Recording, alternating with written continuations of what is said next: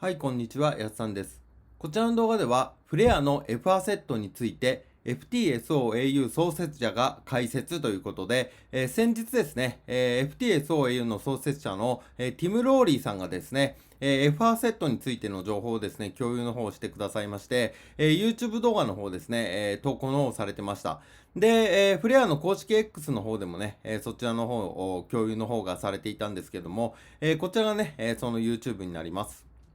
If you, like me, are super excited about the F asset system and just want to know everything about it, then watch on because で、こちらですね、今回、この動画の方、動画翻訳の方をしてですね、まとめましたので、そちらの方ですね、情報の方を共有できればと思います。まずですね、要点としまして、こちらになります。F アセットは2024年にリリース予定。F アセットは非スマートコントラクト資産をフレアにブリッジするもの。コストンからソングバード、問題がなければフレアに導入。次の段階はコミュニティメンバーを招待。F アセットがフレアに導入される際のエージェントがすでに3社決定。ユーザーが望むときにいつでも換金を保証。初心者でも理解できるように慎重に計画をしていると。担保プールの利用は鋳造よりも簡単。F アセットの造幣、流動性プールへの参加。エージェント管理ツールなどのインターフェースはすでにほとんど開発済みですということで、要点の方ですね、まとめさせていただきました。で、こちらがですね、これから動画翻訳になりますので、最後まで、ご視聴いただければと思います。まずですね、こちらの動画の方で、もし私のように F アセットシステムに非常に興奮していて、それについて全て知りたいと思っているなら、私が最新の開発状況を明らかにするので見ていてほしいと。現在、フレアラボが、開発中の F アセットプロトコルは、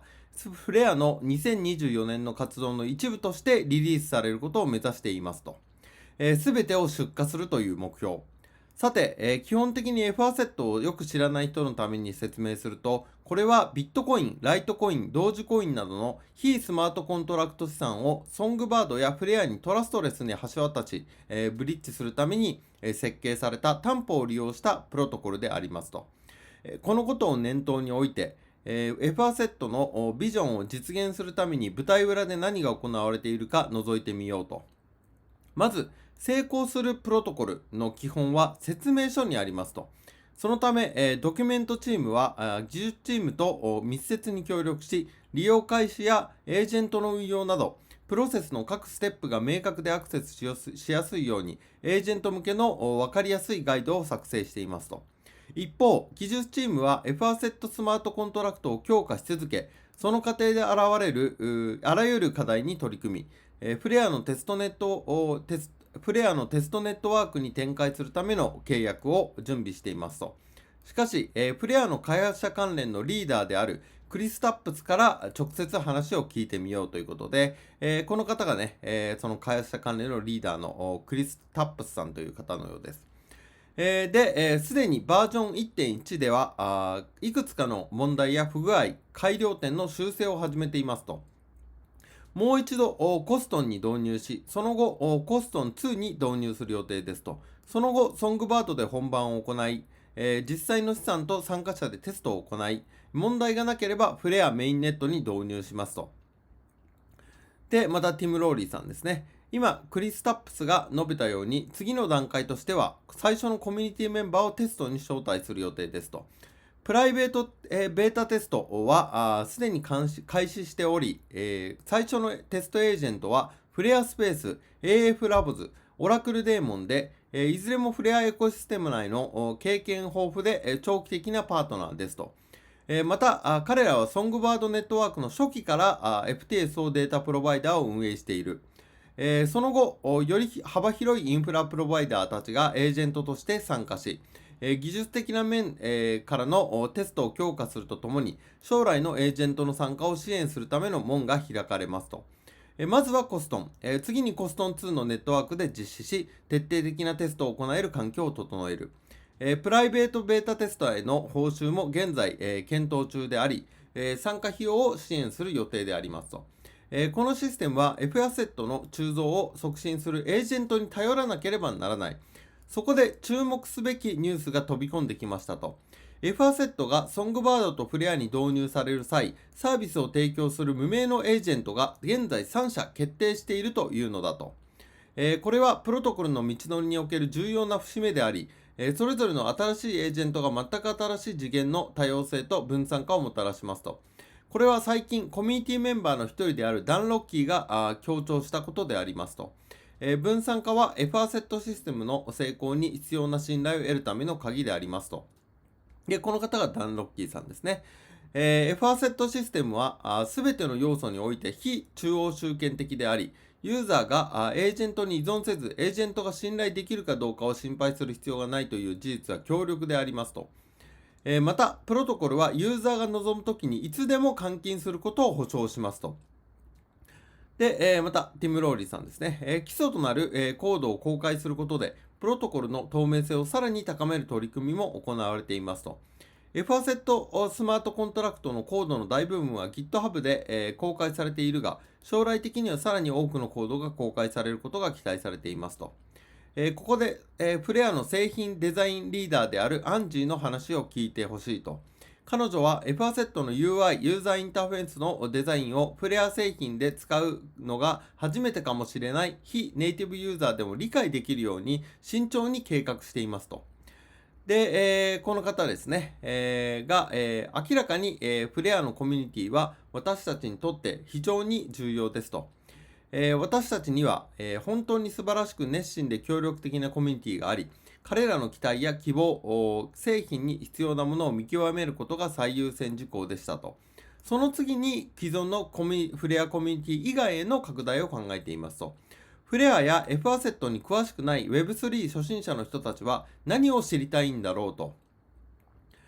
で、だからフレアや F アセットが何なのか、なぜそれを使うのか、どのように機能するのかを理解してもらうための資料を用意しましたと。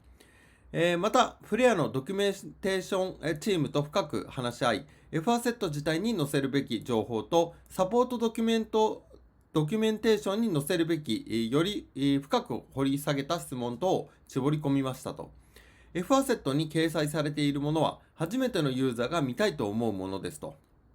で、おそらくこれがね、ユーザーインターフェースになるんですかね。ユーザーインターフェースっていうのはですね、見た目、製品のその見た目、設計、デザインのようなものですね。そして、造幣局や衝動処理のフローに進むとき、トランザクションを完了するために見たいものは何でしょうか。より分かりやすくする必要がありますと。